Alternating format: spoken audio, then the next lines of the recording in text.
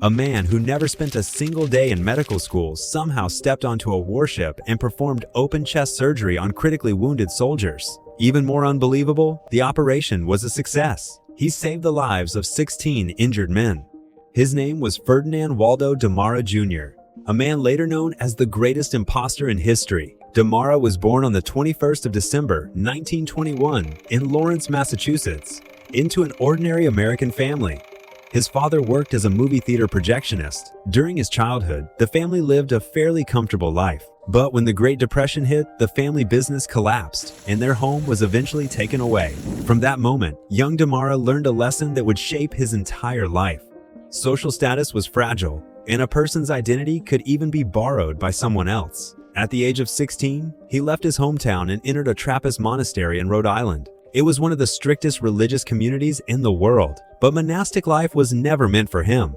The monks quickly realized that he could not adapt to their harsh rules and discipline. After leaving the monastery, he joined several different Catholic organizations. In 1941, Damara joined the United States Army. However, not long after, he deserted the military by using a friend's identity. Later, he joined the U.S. Navy. When his request for promotion was denied, he staged a fake suicide. He left his clothes at a pier along with a farewell note, then completely disappeared. From that point on, Damara began creating new identities again and again. It was as if he was living the lives of more than a dozen different people at the same time. He once stole the identity records of psychologist Robert Linton French. Using different names, he taught psychology at several universities and even worked as a psychiatric hospital orderly. Later, he created another identity and enrolled in Northwestern University's law school. Eventually, the military discovered his desertion and arrested him. He was sentenced to 18 months in the San Pedro Naval Prison in California, but prison did not change him. After his release, he immediately began creating a new identity. Unlike ordinary con artists, Damara was rarely motivated by money. What he truly wanted were degrees, titles, and social recognition. In his mind, once a professional title appeared after someone's name, people automatically trusted them. Before 1950, Damara had already played the roles of a monk, soldier, sailor, university professor, psychologist, and many others. The irony was that he had never even completed high school, but the most daring impersonation of his life was only about to begin. Began in a small town in Canada. It all started with a fake friendship. In Grand Falls, New Brunswick, Canada, a Christian religious community welcomed a new member. He introduced himself as Brother John Payne. He was tall, confident, funny, and well-educated. Before long, everyone in the community liked the newcomer, but no one knew his real identity was Ferdinand Waldo Damara. While living there, he met a local doctor named Joseph Cyr. Cyr had graduated from the medical school at Laval University in Quebec and ran a private medical practice in the town. The two quickly became friends. Using his position as a respected monk and his connections within the community, Damara told Cyr that he could help him apply for a medical license in the state of Maine. With that license, Cyr would be able to expand his medical career across the border. The trusting doctor believed his new friend completely. He handed over all of his important documents without hesitation. These included his birth certificate, baptism records, medical school diploma, and physician's license. These documents proved his identity as a qualified doctor. After receiving the paperwork, Damara secretly copied every document. Not long afterward, Brother John Payne suddenly disappeared. There was no explanation, no goodbye. Cyr assumed there had simply been a problem with the license application and decided not to investigate further. But he had no idea that Damara now possessed a complete set of documents proving someone else's medical identity, and this identity would soon be used in one of the most shocking scams in history. In early 1951, the Korean War was still raging. The Canadian military desperately needed more medical personnel. The Royal Canadian Navy, in particular, faced a serious shortage of doctors. To fill the gaps, the military opened recruitment for physicians.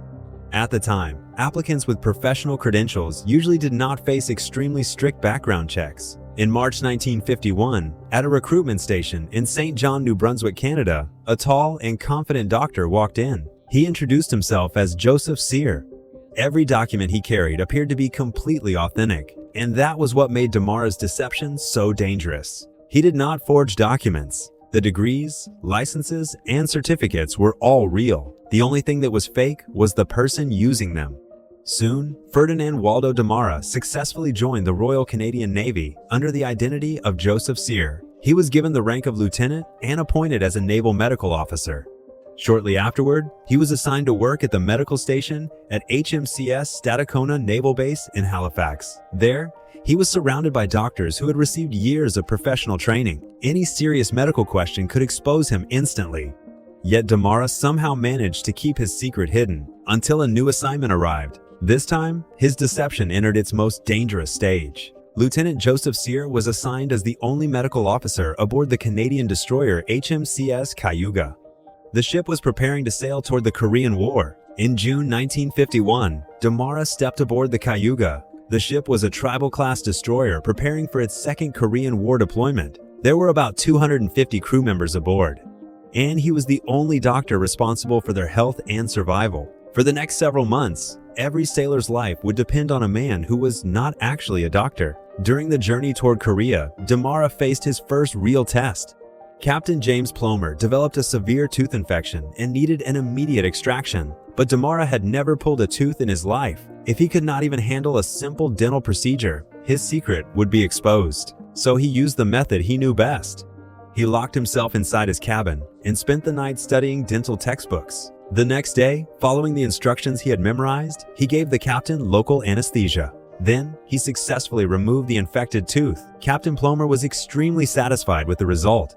From that moment on, he completely trusted the new naval doctor. To avoid being exposed, Damara developed his own survival strategy. The first step was constant learning. His cabin was filled with medical textbooks. Whenever he had free time, he studied as much as possible. Earlier, he had even used the excuse of writing a medical handbook for remote logging camps to ask several Canadian doctors to help him organize simplified medical notes. Those notes would later become one of his most important tools for survival. The second step was letting experienced medical staff handle as much work as possible. The ship's medical assistants were responsible for treating common injuries and illnesses. Damara told them that a good officer should give his team more opportunities to gain experience. As a result, minor problems such as cuts, colds, fevers, and skin conditions were almost always handled by the medical staff. He simply observed and learned from their procedures. The third step was relying heavily on penicillin. At that time, penicillin was considered a powerful treatment for many types of infections. Damara prescribed it for almost every patient with an infection. Combined with the fact that many minor injuries naturally improved in the controlled environment of a warship, everyone believed he was simply an excellent doctor. Beyond these methods, Damara maintained an extraordinary level of confidence. He was tall, calm, and spoke with authority. He was also friendly, humorous, and generous. He often bought drinks for the crew and entertained them with interesting stories. Before long, everyone aboard the ship had grown to like this naval doctor. Damara understood something important. A uniform and a title carried enormous power. Many people never questioned someone wearing a uniform. After reaching the western coast of Korea, the Cayuga began carrying out patrol and combat missions.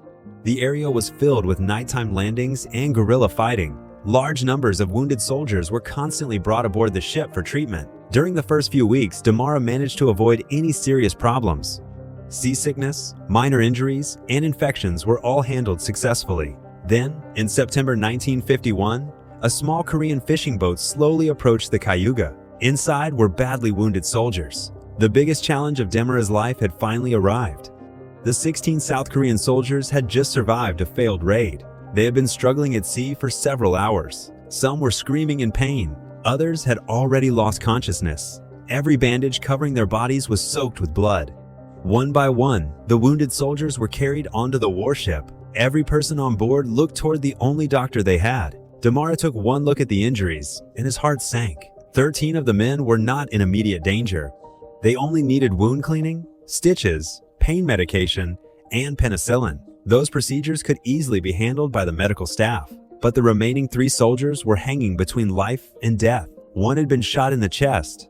The bullet was less than an inch away from his heart. Another had been shot in the groin area. The bullet was lodged dangerously close to major blood vessels. The third soldier had lost so much blood that he was already going into shock. There was no hospital nearby. No rescue helicopter was available. Their only chance of survival was immediate surgery. Without it, all 3 men would die. Damara immediately ordered the medical staff to prepare for surgery. Then, he returned alone to his cabin.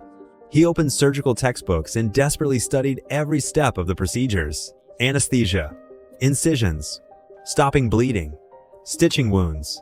He read while forcing himself to memorize every detail. To buy more preparation time, he ordered the nurses to give the critically injured soldiers strong sedatives. When he finally walked out of the cabin again, he had completely transformed himself into the role of a naval surgeon. The officers' lounge was turned into a temporary operating room. Crew members held combat lights to provide illumination. The medical team prepared every surgical instrument available. Damara picked up the scalpel and began the first real surgery of his entire life. The first patient had been shot in the chest. The bullet was less than an inch from his heart. The destroyer continued rocking with the waves. Following the steps he had just memorized, Damara cut through the skin, separated the muscles, and opened the chest cavity. But the reality of human anatomy was far more complicated than the diagrams in a textbook. Blood continued flowing from the wound. The lung had been damaged. And next to the heart sat a bullet that could kill the patient at any moment. Damara forced himself to stay calm. Using only the knowledge he had just learned, he carefully removed the bullet piece by piece. Then he stopped the bleeding, applied antibiotics, and slowly closed the wound layer by layer. When the surgery ended, the soldier began breathing on his own again. His heart had escaped serious damage. The first operation was a success, but Damara did not stop.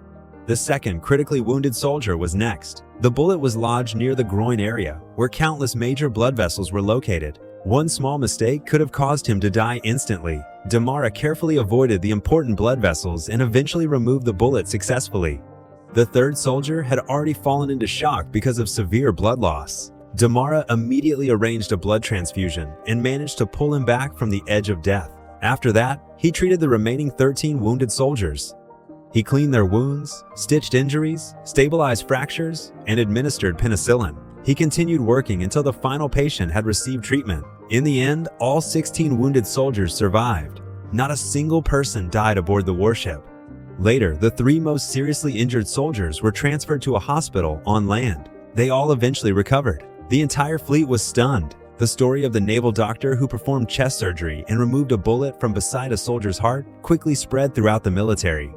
But at the same time, a new danger was approaching. At that time, the Canadian government wanted to promote heroic stories to increase public support for the Korean War. When officials heard about the doctor who had performed this miracle, they decided to publish his story in newspapers across the country.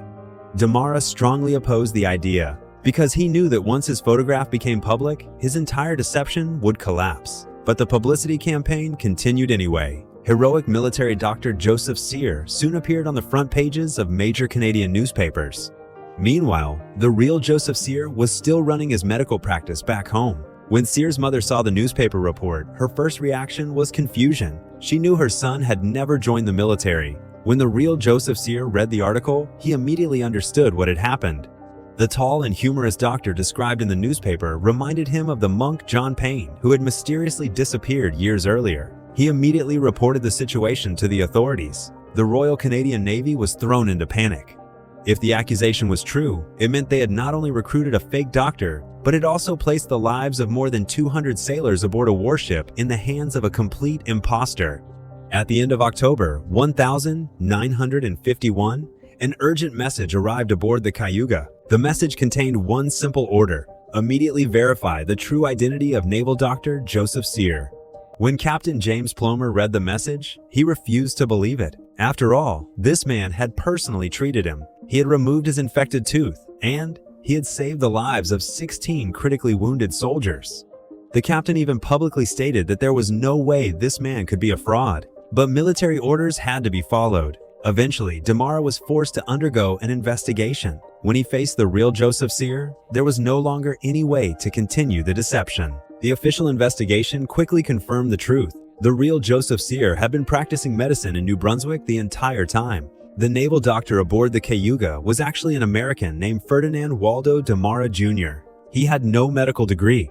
He had never received formal medical training. When the truth became public, the entire ship fell silent. Everyone who had been treated by him struggled to accept what they were hearing. The captain whose tooth he had pulled, the South Korean soldiers whose lives he had saved, the sailors who trusted him completely, the doctor they believed in was nothing more than a fraud. Yet the most unbelievable part was this: the fraud had actually saved every single patient. Not one wounded soldier died because of his treatment. The Canadian Navy now faced an impossible decision. If they publicly prosecuted Damara, the entire incident would become an international scandal, because it would reveal that the Canadian Navy had allowed an unqualified man to serve as a military doctor. In the end, the military chose to handle the matter quietly. There was no court-martial, there were no criminal charges. In November 1951, Damara left the Cayuga. The Canadian Navy even paid him all the salary he had earned while serving as a naval doctor. Afterward, he was sent back to the United States and permanently banned from entering Canada again. But his legend was far from over. In 1952, Damara sold his story to Life magazine. After the article was published, the media gave him a new nickname, the Great Imposter. That title followed him for the rest of his life. Later, his incredible experiences were turned into a best-selling book. In 1961, Hollywood even adapted his story into a feature film with the same title. As he grew older, Damara finally gave up pretending to be other people. Using his real identity, he became a hospital chaplain. He spent his final years comforting patients in hospital rooms and staying by their side until the end of their lives. On the 7th of June 1982, at the age of 60, Ferdinand Waldo Damara Jr. died from heart failure. His unbelievable story continues to amaze people even today. He had no medical degree, yet he performed open chest surgery. He had no real doctor's license, yet he saved the lives of 16 critically wounded soldiers. Damara once said something that remains deeply thought-provoking. People do not truly believe in ability. They believe in identity, titles, and authority. The uniform was real, the surgical tools were real, the 16 lives he saved were real. The only thing that was fake was the doctor himself.